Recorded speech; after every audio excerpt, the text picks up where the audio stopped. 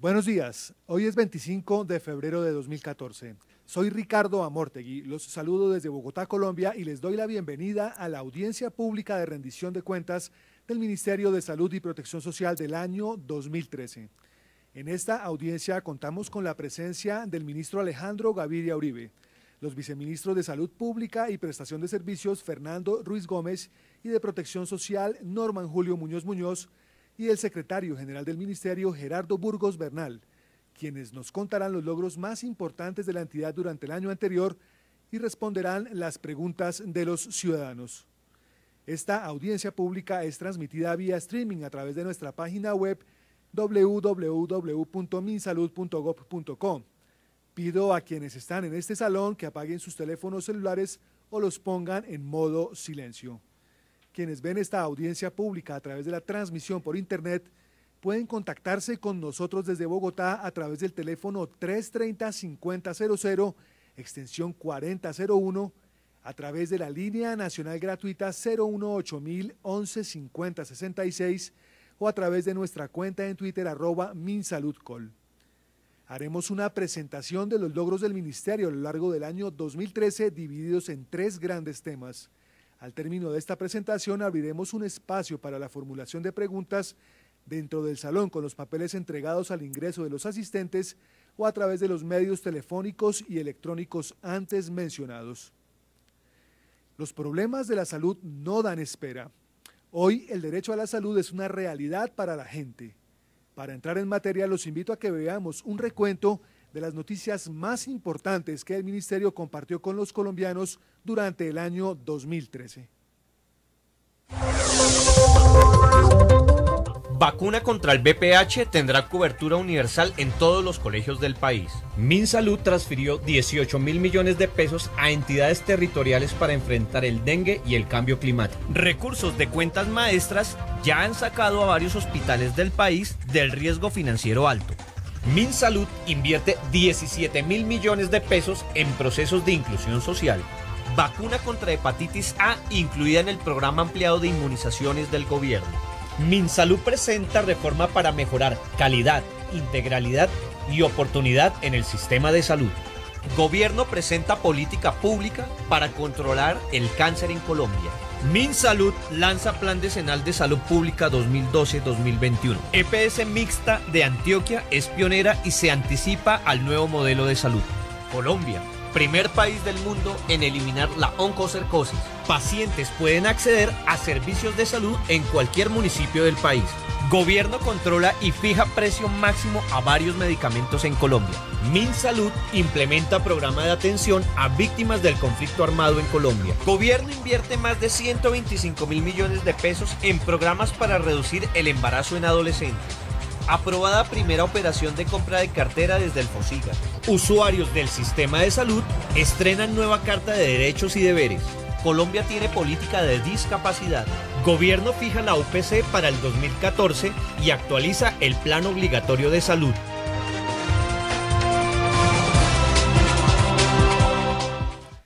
Ministro de Salud y Protección Social Alejandro Gaviria Uribe, muy buenos días. Bienvenido a esta audiencia pública de rendición de cuentas para contarles a los colombianos los logros alcanzados durante 2013 en el Ministerio. Gracias, Ricardo. Muy buenos días a todos, a quienes nos acompañan aquí en la audiencia y a quienes nos siguen a través de internet en nuestra página y en general a todos quienes están interesados en este ejercicio de rendición de cuentas para el año 2013.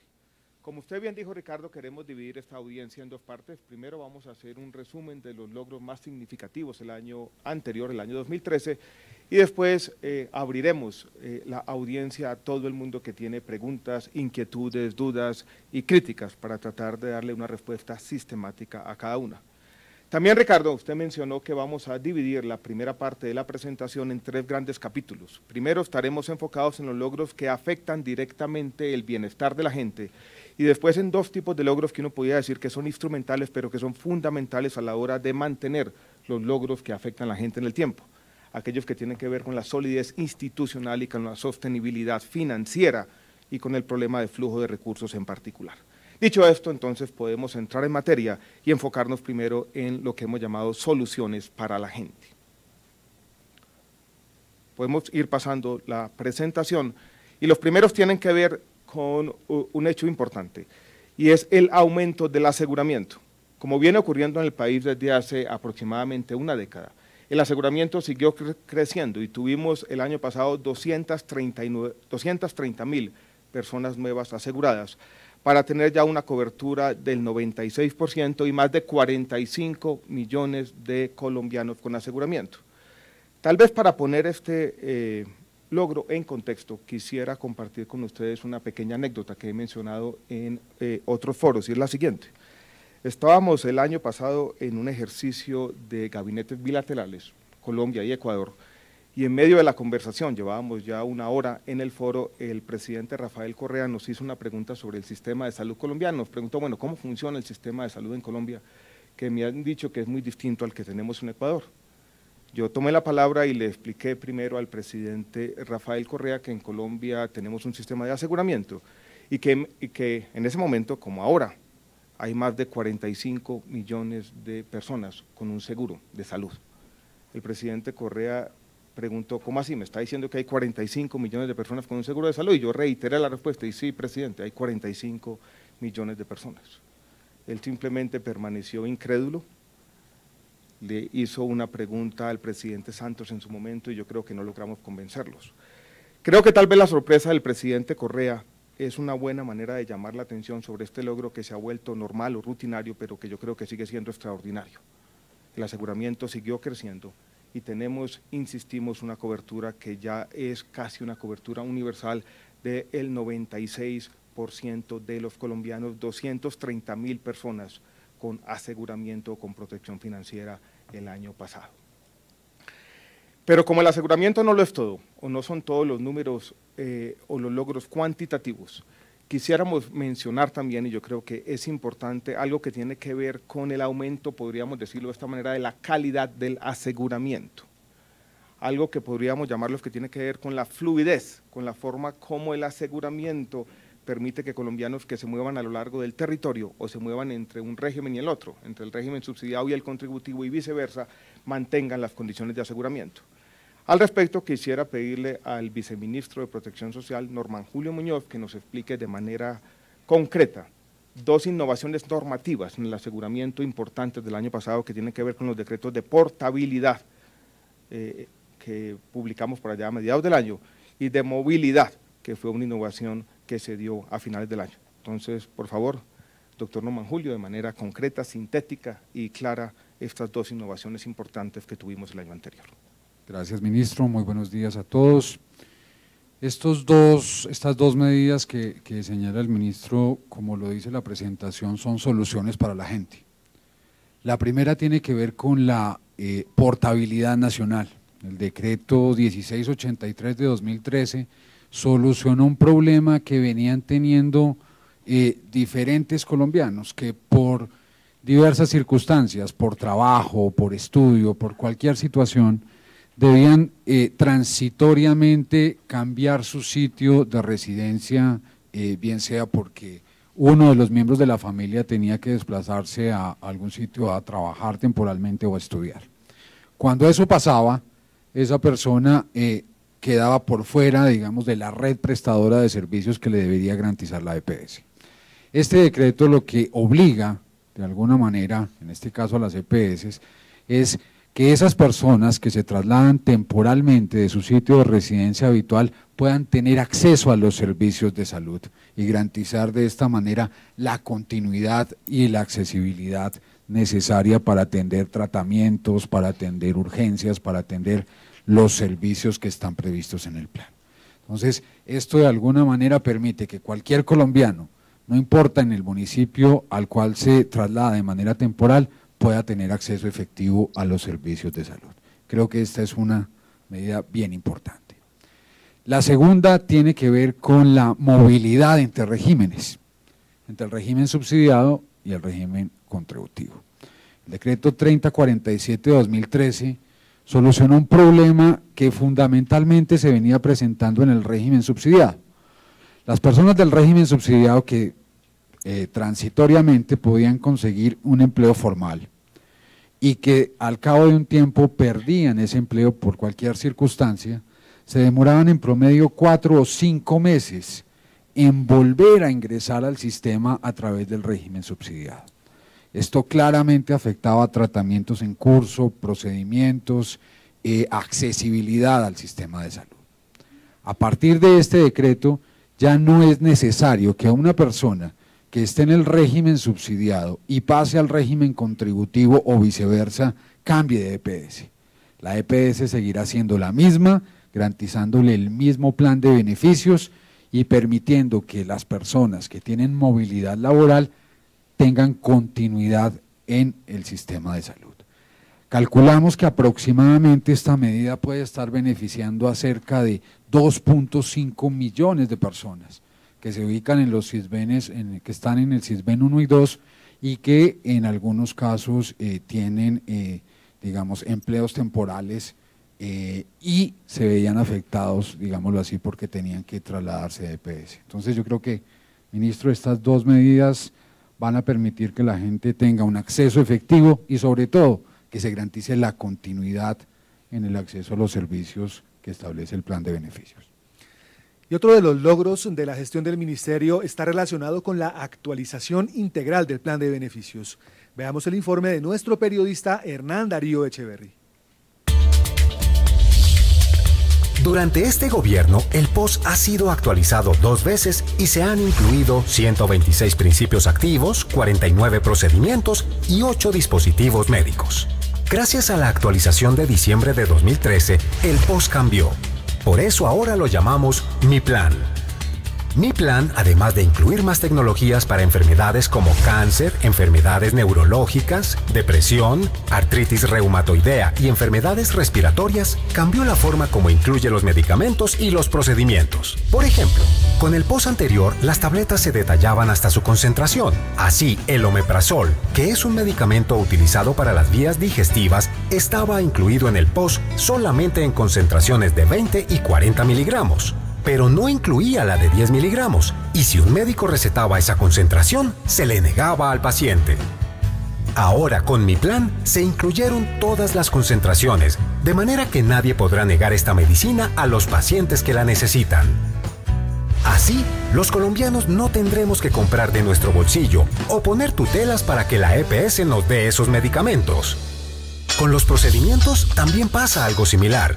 En el POS anterior se detallaban cada uno de los procedimientos de manera particular. Así, en el caso de los exámenes para ver el funcionamiento del corazón, estaban incluidos los exámenes de ecocardiograma bidimensional con Doppler y transesofágico, la prueba de ejercicio cardiopulmonar integrada y la medicina dobutamina, que se aplica a los pacientes para poder hacer los exámenes. Cada uno de los procedimientos estaba por separado. Así, cuando un médico pedía la prueba completa, que incluye ecocardiograma y prueba de esfuerzo con aplicación de dobutamina, se consideraba que no estaba incluido en el POS y se recobraba, o al paciente le tocaba poner una tutela para que se hiciera el procedimiento. En Mi Plan se definió que si las coberturas de los procedimientos estaban en forma separada y si se requería de la combinación de los mismos, está cubierto. Así que no hay excusas y no se puede recobrar o negar el servicio. Con Mi Plan avanzamos hacia el nuevo modelo de salud que queremos todos los colombianos. Ministerio de Salud y Protección Social, Gobierno de Colombia.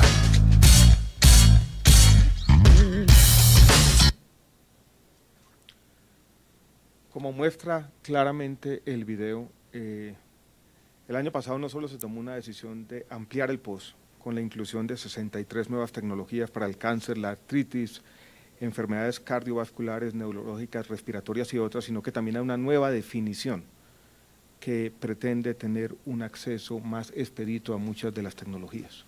Tenemos entonces, haciendo un resumen apretado de lo que llevamos hasta ahora, más gente, tenemos más tecnologías o más servicios incluidos en el paquete de servicios, servicios que benefician tanto al régimen subsidiado como al régimen contributivo. Entonces tenemos también en ese orden de ideas más equidad, más gente, más servicios, más tecnologías y más equidad. El año pasado también fue un año importante de hitos en la salud pública. Por aquí estuvo a mediados de año el presidente Jimmy Carter entregándole a Colombia un reconocimiento internacional el primer país del mundo libre de oncocercosis o ceguera de los ríos, producto de un trabajo continuado de muchos años, donde entre otros el Instituto Nacional de Salud, aquí está Fernando de la Hoz presente, su director, jugó un papel fundamental. Tuvimos también hacia finales del año un reconocimiento de la Organización Panamericana de la Salud, que declaró a Colombia el primer país de las Américas, de todo nuestro continente, libre de circulación autóctona de sarampión, rubeola y rubeola congénita. Estuvimos la semana pasada, aquí está Diego García, nuestro director del programa ampliado de inmunizaciones, con las coordinadoras PAI y la gente que hace la vigilancia epidemiológica en todo el país. Yo creí que este era un logro teórico. La forma como nos pudimos dar cuenta, lo que esto ha significado en las regiones y la forma como ha llevado y va a llevar a que en buena parte del territorio se redoblen los esfuerzos para mantener este logro importante de salud pública, nos muestra que no solamente tenemos un pasado de que estar orgullosos, sino también un futuro donde se van a seguir fortaleciendo estas acciones de salud pública. De la misma manera, y aquí está Elkin Osorio, que ha coordinado estos esfuerzos importantes, la misma OPS señaló a Colombia como uno de los países líderes en el continente, en América Latina, en la estrategia de erradicación de la malaria. Entonces tuvimos, yo creo que hitos importantes de salud pública el año pasado, en el año 2013, y en eso el adjetivo puede ser un poco desgastado, pero yo creo que podemos decir que fue un año histórico para los logros de salud pública del país. Al mismo tiempo, hacia mediados del año, y se presentó también un evento importante que va a permitir mejor coordinación y articulación de las acciones de salud pública en el territorio, que fue el lanzamiento de nuestro Plan Decenal de Salud Pública, producto de un trabajo participativo de mucha gente y que sigue siendo nuestra estrategia principal para tener un diálogo importante con las entidades territoriales en el tema de salud pública. Quisiera pedir al viceministro de Salud, al doctor Fernando Ruiz, que nos explique las líneas principales del Plan de Salud Pública y que trate de transmitirnos el mensaje de por qué el Plan de Salud Pública es fundamental para seguir consolidando los logros de salud pública en el país. Muchas gracias, ministro, y un saludo especial a todos los colombianos y los asistentes en el día de hoy. Realmente, el lanzamiento del Plan Decenal de Salud Pública constituye un hito a nivel del país, después de un esfuerzo muy grande en el que participaron 130.000, más de 130.000 colombianos y una gran cantidad de organizaciones sociales, civiles, públicas y entidades, grupos étnicos. Se logró consolidar un plan que contiene los principales lineamientos de lo que los colombianos pensamos que debe ser la salud para los próximos 10 años. Este esfuerzo permitió definir cuáles son las prioridades, los ejes transversales que orientan la salud pública y definir cuáles serían las metas que nuestro sistema de salud debe alcanzar para los próximos años. Se basan mucho en varios esfuerzos que son concurrentes. Un primer esfuerzo muy importante que coincidió fue el lanzamiento también en julio del módulo de salud del Sistema de Información en Protección Social, el SISPRO. Después de muchos años en que en este país se decía que no teníamos información demográfica, información epidemiológica, por primera vez el país tiene una información consolidada epidemiológica que yo le quiero decir a los colombianos que realmente uno tiene la percepción de que muchos países del mundo sienten envidia de la calidad y cantidad de información que está disponible en el módulo de salud del SISPRO. Tenemos información que permite llegar hasta el nivel de cada municipio del país y cada uno de los 32 departamentos, con información sobre de qué nos enfermamos los colombianos, cuáles son los riesgos más importantes que tenemos y que permiten de una manera muy importante a cada alcalde, a cada gobernador y a cada secretario de salud proyectar el futuro del sistema de salud y las prioridades del sistema de salud dentro de su territorio. A partir del SISPRO, durante el año pasado y dentro del ámbito del desarrollo del Plan Decenal de Salud Pública, se consolidó también el análisis de situación de salud.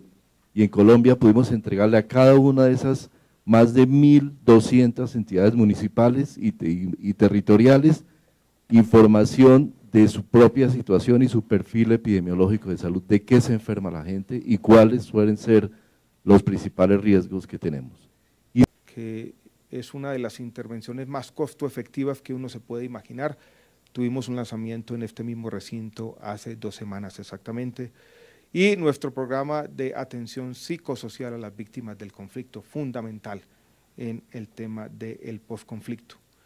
Estamos estudiando unas nuevas condiciones de habilitación para las EPS que no solo sean financieras, y estamos también estudiando cambios fundamentales en la afiliación y el recaudo que nos avancen en esa ruta de consolidar el aseguramiento y consolidar de alguna manera un nuevo modelo de salud. Y tenemos el otro reto importante, ya la discusión la tendremos en el Congreso, difícil el momento político, pero seguir avanzando quizá en la ley ordinaria de salud, en los 4 capítulos que componen esa ley, tanto el tema financiero, el tema de talento humano, el tema de política farmacéutica y el tema de ajustes al sector. Yo creo, Ricardo, que con esto damos concluida esta primera parte de rendición de cuentas, donde lo que queríamos hacer era un resumen de los logros del año anterior y empezamos tal vez la parte más importante, que es el diálogo con la comunidad.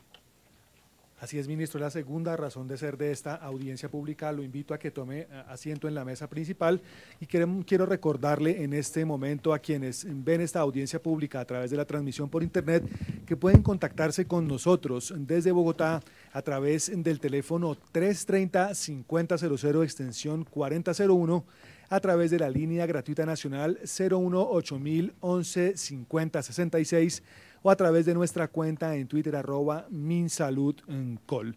Damos entonces inicio a esta interacción con los ciudadanos y ya hemos tenido algunas preguntas que nos han hecho previo al inicio. Acompañarnos esta mañana.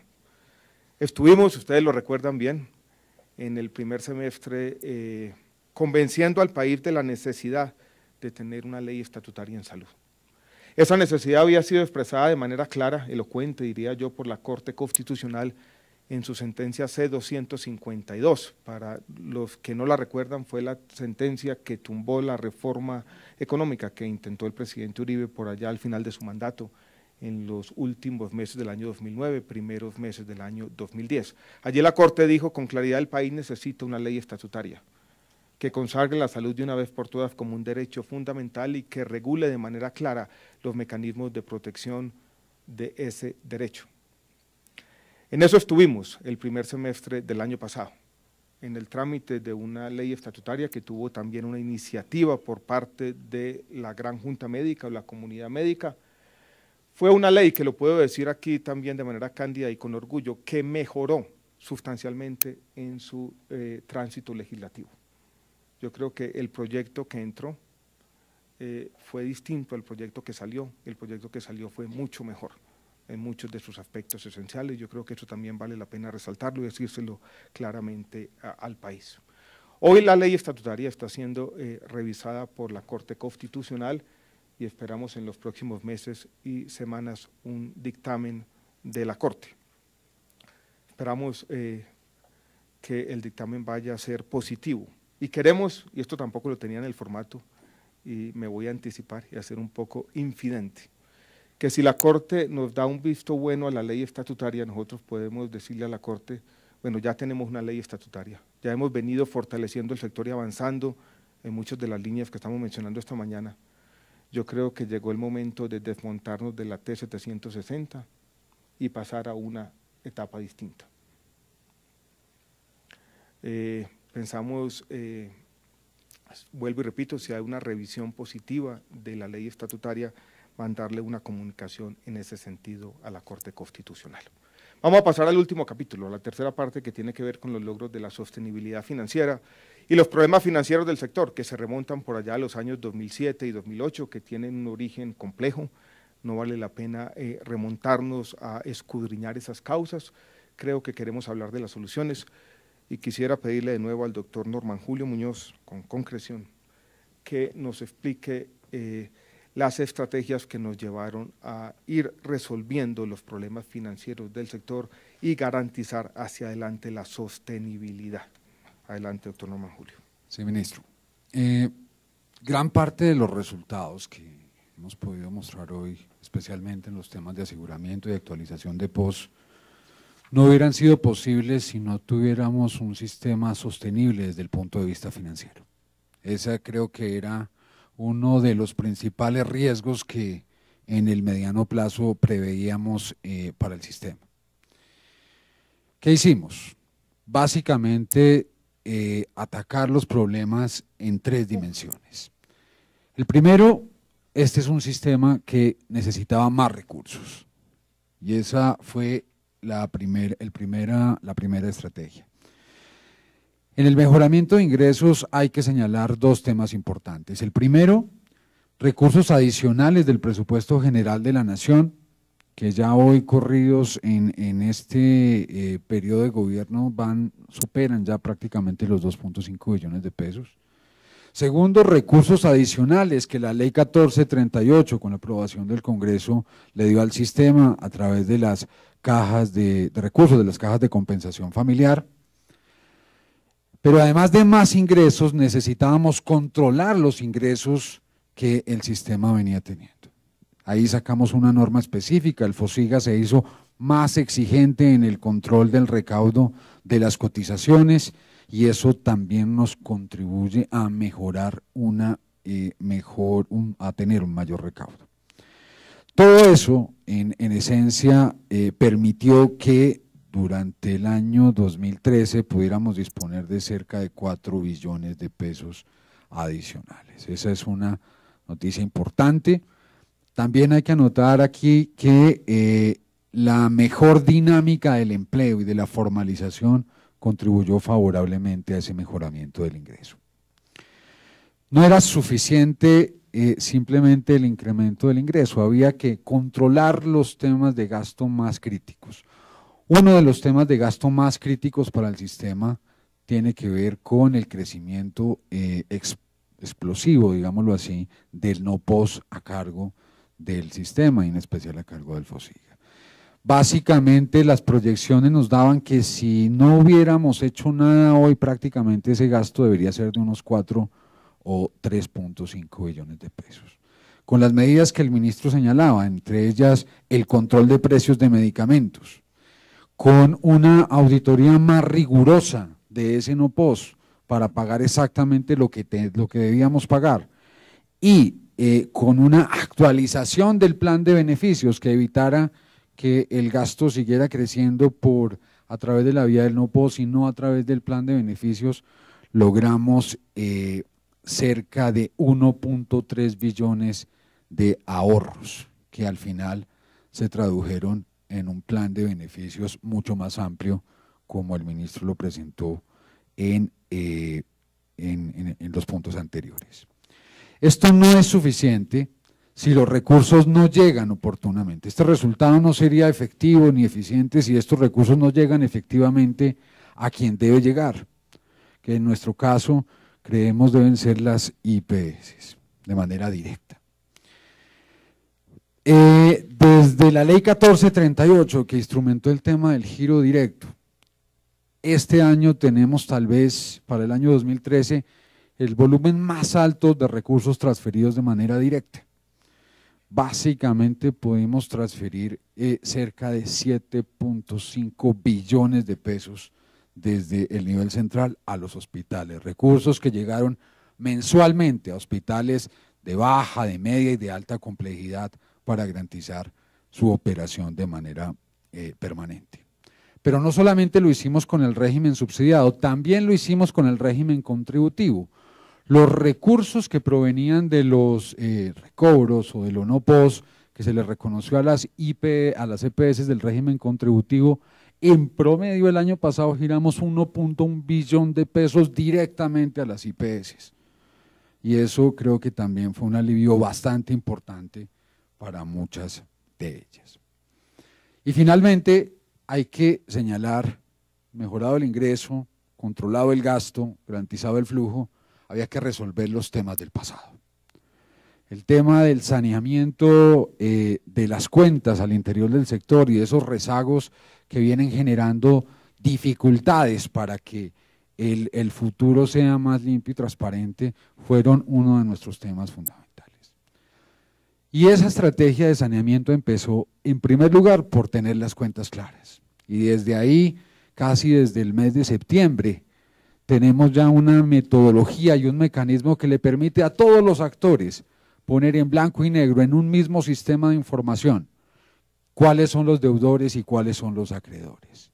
El primer resultado que obtuvimos fue la identificación de cerca de 700.000 millones de pesos, en donde con ese resultado conminamos a los pagadores finalmente a que hicieran efectivas esas obligaciones.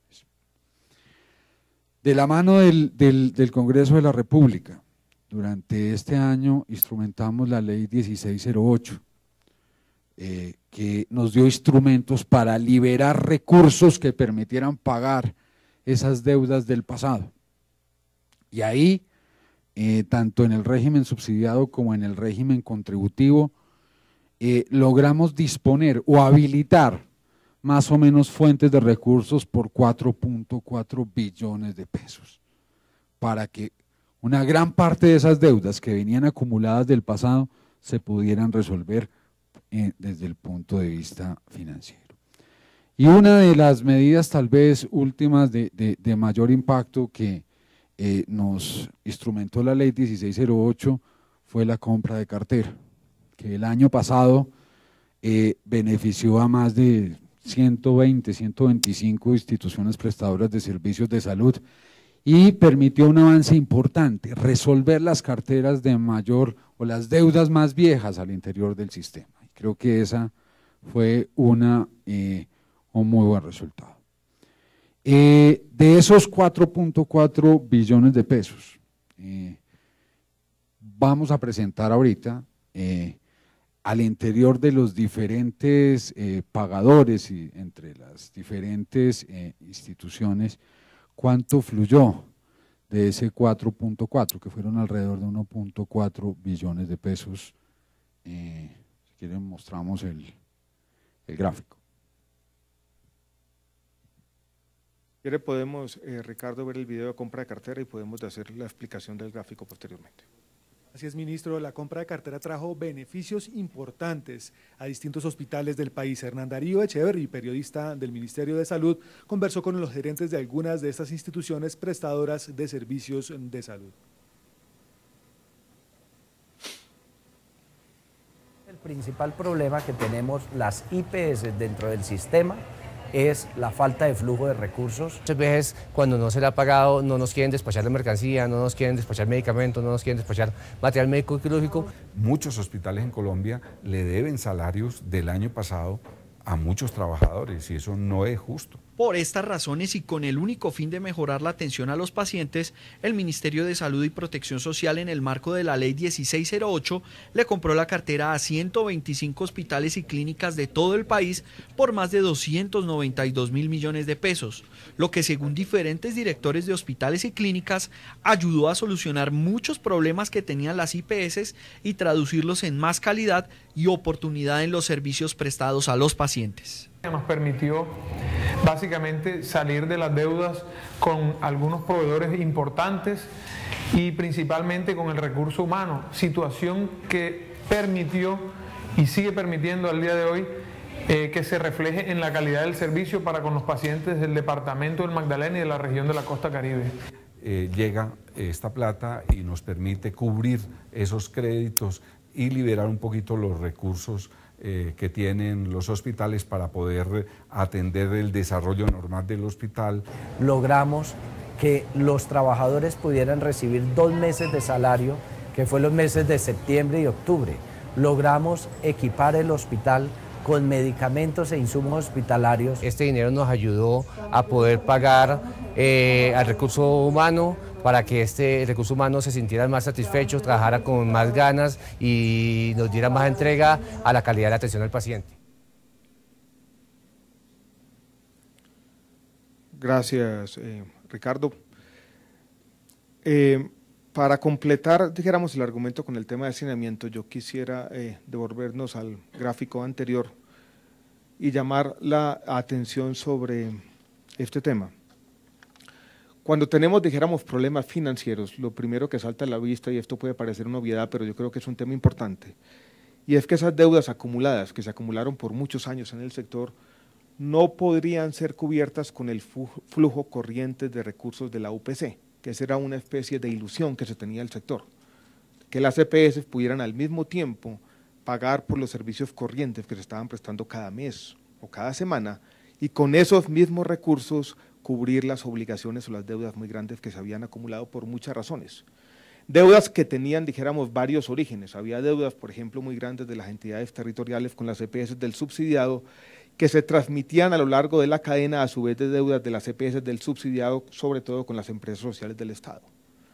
Teníamos deudas también, por muchas razones, acumuladas por varios años del FOSIGA, con las EPS, en este caso en su mayoría con las EPS del régimen contributivo, que se traducían a su vez en deudas muy grandes de las EPS del contributivo con las IPS, públicas y privadas en este caso. Esas deudas eran cuantiosas, muchas veces difíciles de medir de manera estricta. Eso nos llevaba, dijéramos, al siguiente tema, que yo creo que es importante entenderlo a la hora de valorar la estrategia de saneamiento financiero del sector. Y el tema es el siguiente, para decirlo claramente, necesitábamos conseguir fuentes adicionales de recursos, esto es, distintas a los recursos de la UPC para entrar a sanear financieramente el sector. ¿Cuáles eran esas fuentes? ¿Dónde iba a estar la plata para sanear financieramente el sector? Pues encontramos varias.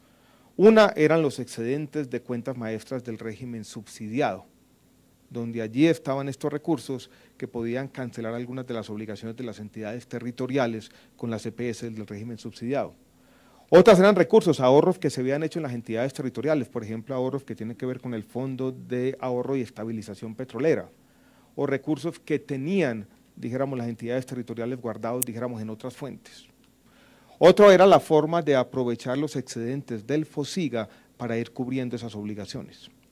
Lo que muestra este cuadro, y yo no quiero ser, dijéramos, exhaustivo, es cómo esas medidas de saneamiento, que lo que buscan es encontrar estos recursos adicionales, llevaron a que ingresaran en el periodo 2011-2013 2,7 billones de pesos adicionales al sector para hacer el saneamiento financiero. Si nos concentramos solamente, y podemos pasar al siguiente, en el año 2013 estamos hablando de 1,4 billones de pesos. Ahí están, dijéramos, los diferentes flujos.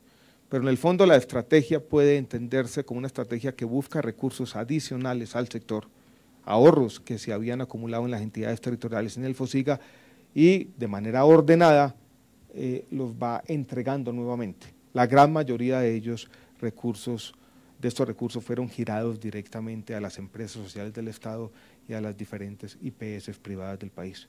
No sé, doctor Norman Julio, si valga la pena redundar en algo de esta explicación. No, yo creo que al final lo que tenemos hoy es un sistema sostenible desde el punto de vista financiero.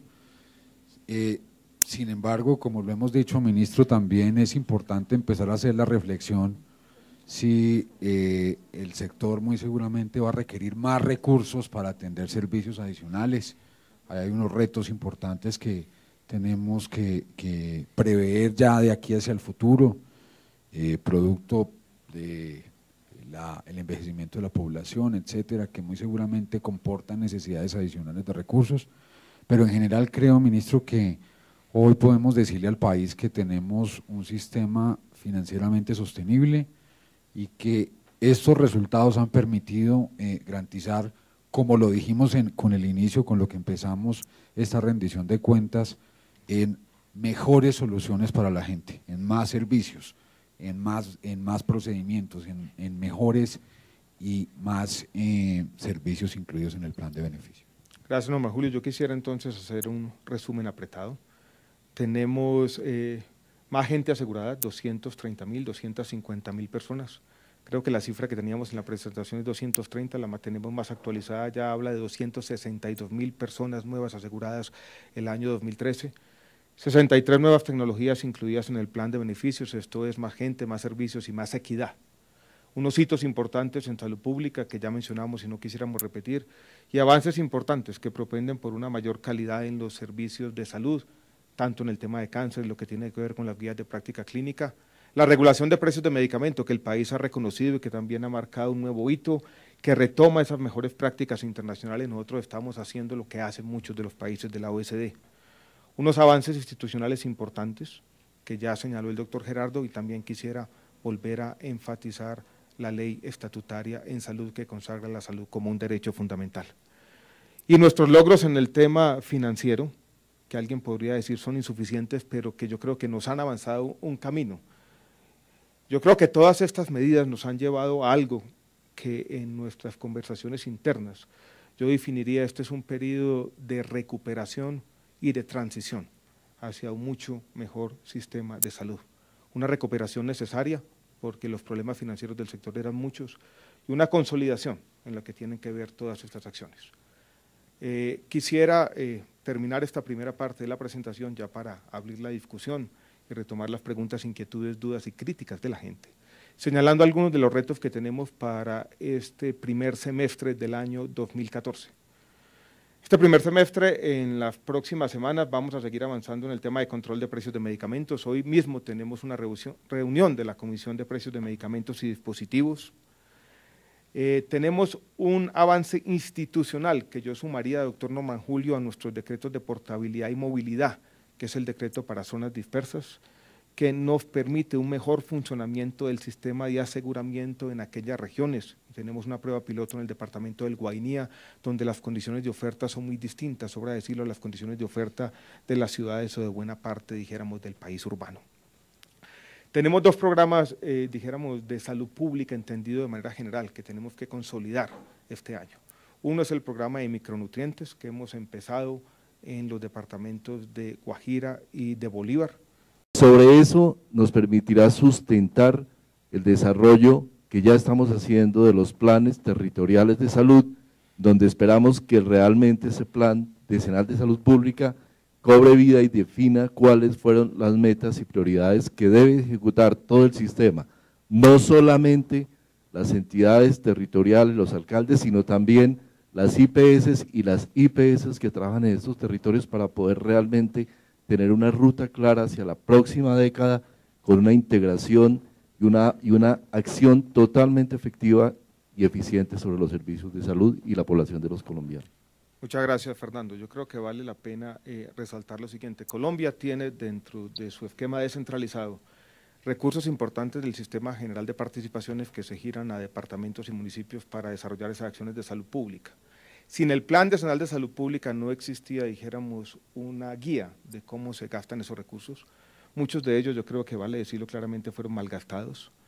Muchos de ellos entraban en una conversación difícil, dijéramos, con el gobierno nacional, y aquí lo que tenemos y hemos tenido a lo largo del año son ejercicios participativos donde ya hay una mejor articulación entre lo que dice el gobierno nacional y lo que quieren hacer las regiones en el tema de salud pública. También, resaltando lo que dice el viceministro, cabe señalar y remontarnos, si se quiere, a la sentencia TGT 160 del año 2008 y a los autos que se han venido profiriendo desde entonces, donde señalaba, Fernando, no sé si usted recuerda, que no teníamos buenos análisis sobre la situación de salud en el país y que carecíamos de buenos estudios epidemiológicos. Con el Plan Decenal de Salud Pública, entre otros, y con el CISPRO también pudimos llenar ese vacío. Yo creo que hoy podemos decir claramente que el país cuenta con una excelente información demográfica y también epidemiológica, información que va a seguir mejorando. En el tema de salud pública, creo que también vale la pena resaltar como uno de los logros del año anterior los avances en vacunación. Logros que uno pudiera decir que son en dos dimensiones. Primero, el aumento de las coberturas. Tuvimos un aumento de 3 puntos en la cobertura de la vacuna pentavalente, un aumento de casi 5 puntos en las coberturas para las vacunas triple virales. Pero también, y esta es la otra dimensión que vale la pena señalar, nuestro programa ampliado de inmunizaciones incorporó nuevas vacunas para la hepatitis A, para el neumococo, para la tosferina, sobre todo en madres gestantes, y también llevamos la vacuna contra el virus del papiloma humano a todas las niñas de bachillerato, 2,4 millones de niñas. Cabe la pena resaltarlo, hemos dicho en otros escenarios que Colombia para la segunda dosis de la vacuna contra el virus del papiloma humano tiene las coberturas más altas del mundo, más altas de las que tienen países como Suiza y Canadá, que han sido también precursoras en esta estrategia de vacunación.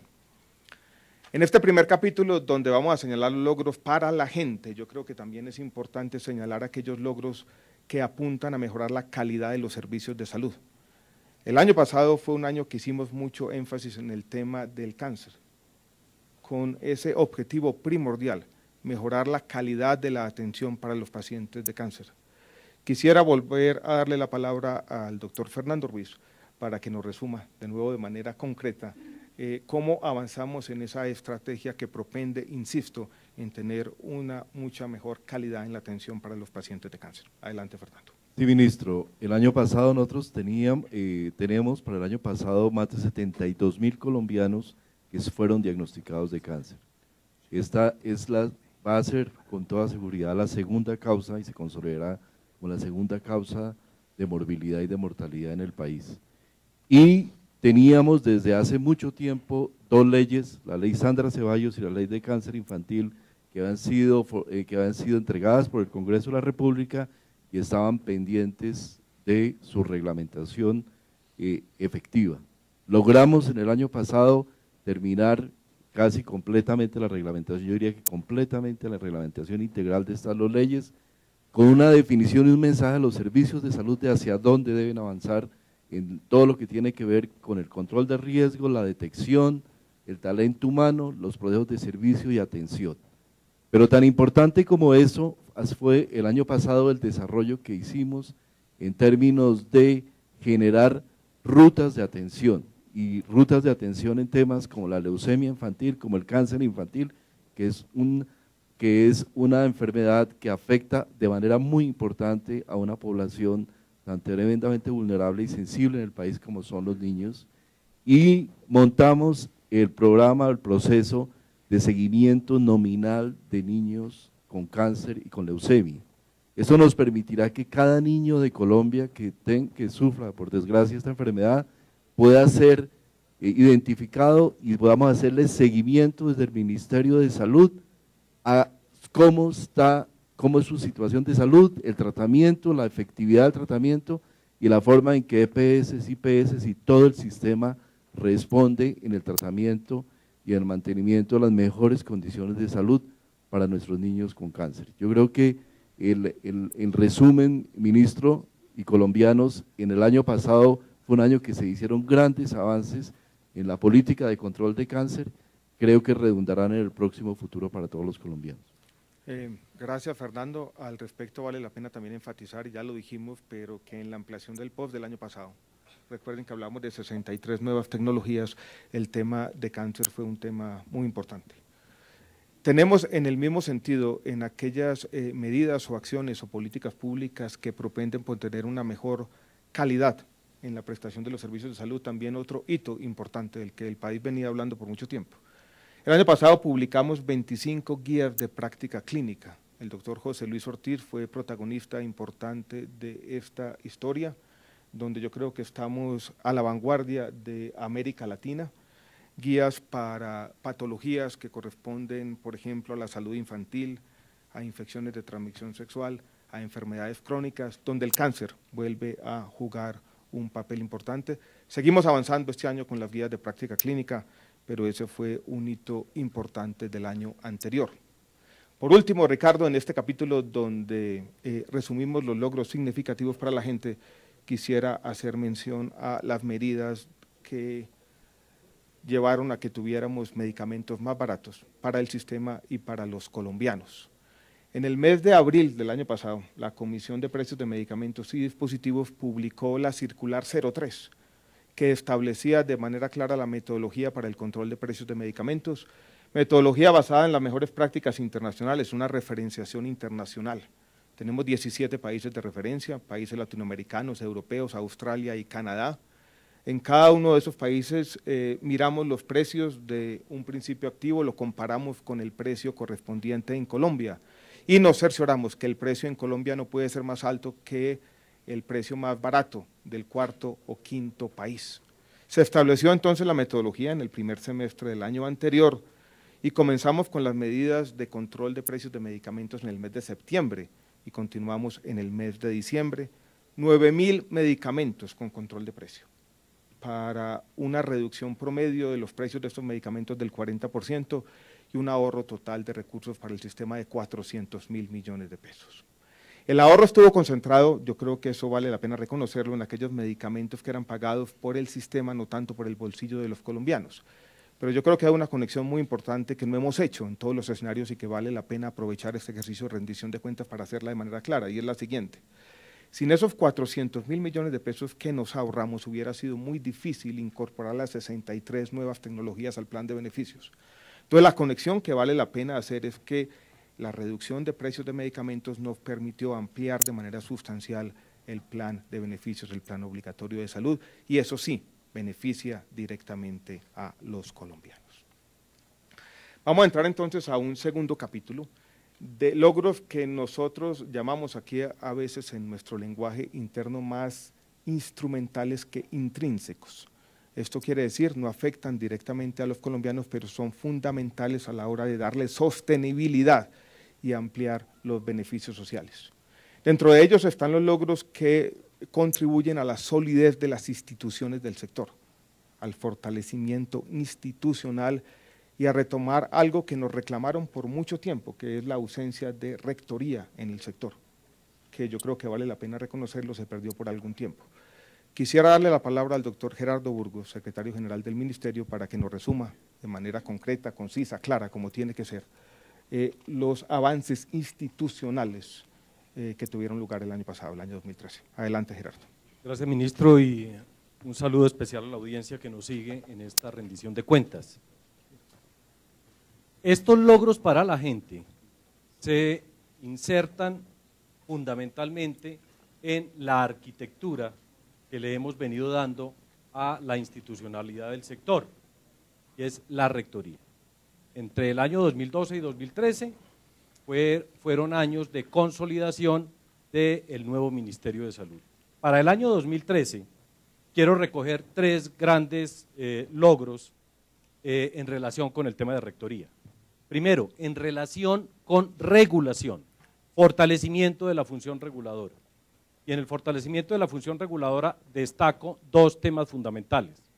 De un lado, la efectiva supresión, liquidación de la CRES, de la Comisión Reguladora en Salud, y la asunción de esas responsabilidades por parte del Ministerio, tema que se traduce literalmente en algunos aspectos que ya fueron mencionados por el señor ministro, y es particularmente la regulación del nuevo POS, de mi plan, y de la UPC en el mes de diciembre. Esas fueron ya resultados concretos de esa asunción de responsabilidades directamente por el Ministerio. Segundo, la puesta en marcha, la consolidación del Instituto de Evaluación de Tecnologías en Salud como entidad que soporta técnicamente algunos aspectos ya mencionados en materia de tecnologías, la viabilización de tecnologías para la incorporación en el plan de beneficios. Cerca de 70 tecnologías que fueron incorporadas para darle un mayor acceso en materia de servicios de tecnologías a los colombianos. Esto pues en materia de regulación. En materia de supervisión, la función supervisora que tiene que ver con la inspección, vigilancia y control de los medicamentos y alimentos en cabeza del INVIMA, del Instituto Nacional de Vigilancia de Medicamentos y Alimentos, de la Superintendencia Nacional de Salud en materia de oportunidad, calidad, suficiencia en la prestación de los servicios, y del Instituto Nacional de Salud en relación con la vigilancia en salud pública, pudimos ver en el año 2013 consolidada la reestructuración de las tres entidades. Para el INVIMA, en concreto, los siguientes resultados. La presencia efectiva del INVIMA hoy en puertos, aeropuertos, pasos fronterizos.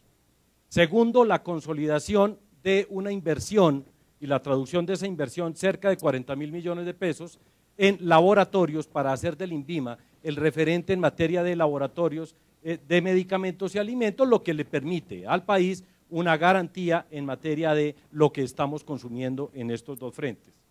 El tercer elemento, muy importante, es la puesta en operación del modelo de gestión de riesgo del INVIMA. Pasamos de hacer inspección, vigilancia y control a documentos, a trabajar con mapas de riesgo y presencia territorial efectiva. En el caso del Instituto Nacional de Salud, la puesta en operación de una nueva regulación y una nueva personalidad jurídica para este instituto. Se convierte este instituto en una entidad científico-técnica que tiene capacidad hoy para hacer investigación, para hacer docencia, para implementar el Observatorio de Salud Pública, para producir biológicos y para ser cabeza real de la red de laboratorios en materia de salud pública para el país. Y en el caso de la Superintendencia Nacional de Salud, a la superintendencia se le faculta para crear grupos de trabajo y hacer presencia territorial para que podamos, de manera articulada con las entidades territoriales, hacer presencia efectiva en materia de seguimiento, de supervisión a esa oportunidad, calidad, suficiencia en el servicio. Igualmente se simplifica el ejercicio de la atención a quejas, reclamos que presentan los usuarios para hacerlas mucho más efectivas como respuesta. Y finalmente quiero señalar un tema, ministro, que es muy importante y tiene que ver con aquellas competencias que venían quedando en el sector sin ser propiamente del sector, competencias en materia pensional.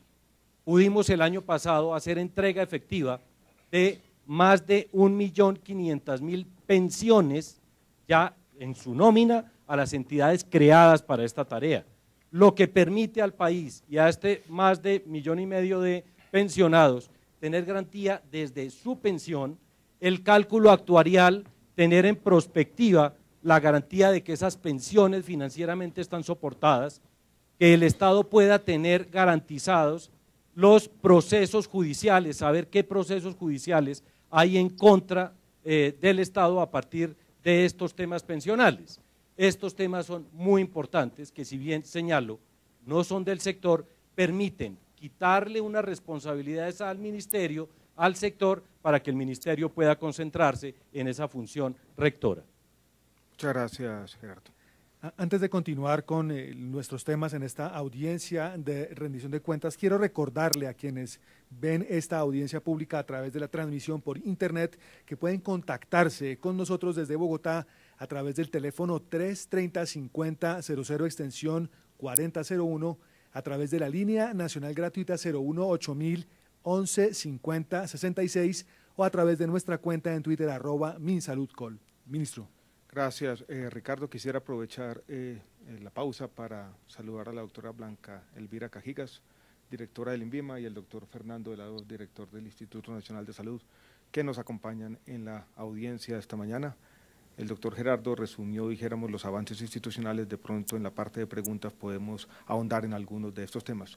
Yo quisiera, saliéndome un poco del formato, no tenía, dijéramos, esto preparado, ahora que estamos hablando de fortalecimiento institucional, un tema que vale la pena resaltar, creo yo, y es el fortalecimiento del talento humano en el ministerio.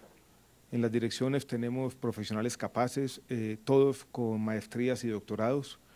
Hemos podido en el ministerio, y lo digo con orgullo, yo que vengo del sector académico, atraer muchos de los mejores estudiantes del país. Por ejemplo, el estudiante ganador del premio Portafolio trabaja con nosotros aquí. La mejor estudiante de Economía de la Universidad Nacional está trabajando con nosotros aquí. Y con ellos han venido a trabajar y ayudarnos en esta tarea que no es fácil, pero que da resultados para los colombianos. Un puñado de jóvenes que nos enseña y nos ayuda todos los días, y yo creo que eso vale la pena resaltarlo. Cuando hablamos de fortalecimiento institucional, no nos podemos quedar en las instituciones del orden central. Colombia tiene un sistema de salud bastante descentralizado. En muchos ambientes académicos incluso se habla de una doble descentralización. Llevamos el sistema de salud hasta los territorios, pero tenemos también un sistema donde la autonomía hospitalaria de las empresas sociales del Estado, entre otras, es muy grande, y allí también necesitamos un fortalecimiento institucional. Los programas de saneamiento fiscal y financiero de las empresas sociales del Estado han sido una forma de llevar el fortalecimiento institucional necesario a las regiones. Para esos programas el ministerio ha contado, contó el año pasado con 150.000 millones de pesos, con una conversación que no fue fácil con muchos de los gerentes de las empresas sociales del Estado. Yo recuerdo una reunión hace 4, 5, 6 meses, cuando se presentaron por primera vez los lineamientos de los programas de saneamiento fiscal y financiero. Los gerentes reaccionaron un poco con temor, algunos de ellos con escepticismo, otros con incertidumbre. Cuando yo converso con muchos de los gerentes, 4 o 5 meses después, Ellos reconocen que estos programas de saneamiento fiscal y financiero los han llevado a un mejor entendimiento de sus entidades y a un fortalecimiento institucional. También este año, por primera vez en mucho tiempo, transferimos más de 100.000 millones de pesos para dotación e infraestructura a las empresas sociales del Estado. Aquí está el doctor Luis Fernando Correa, entre otros artífices de este trabajo que hacemos con nuestros hospitales públicos en el país. Yo le pregunté cándidamente por allá en el mes de noviembre, diciembre, si él recordaba un año en el que se hubiera invertido tanto en dotación y en infraestructura física en los hospitales, y el doctor Luis Fernando me dijo claramente, no lo recuerdo. Este es un año, el año que pasó, donde pudimos avanzar bastante. Hay mucho por hacer y estamos preparando para el presupuesto del año 2015, donde ya tenemos que empezar a hacer los anteproyectos, un anteproyecto para inversiones en infraestructura hospitalaria para ir superando ese rezago de muchos años. Pero el año pasado fue un año importante, con inversiones cuantiosas en nuestro sector hospitalario.